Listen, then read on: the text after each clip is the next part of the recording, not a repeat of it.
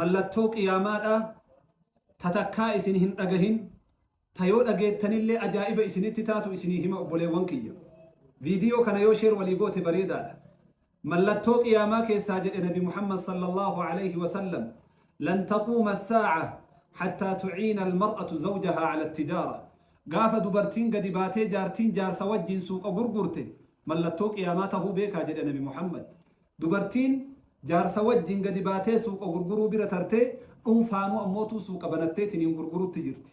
wayta kana isiniin jedhu jaartiin jaarsa wajjin ammootuu dhaabattee isa gargaaruun haraama jechuu miti. dubartiin ammootuu suuqa banattee gurgurtee jireenya ofii jijjiiruun haraama jechuu miti. garuu maa inni mallattoo qiyaamaa akka taate beekuun barbaachisaadha. waggaa 20-30 har'aa dura dubartii meeqatu suuqa qabamee beeytanii? dubartii meeqatu waggama 10 har'aa dura suuqa banateetiin gurgurata ka isinuu beeytan?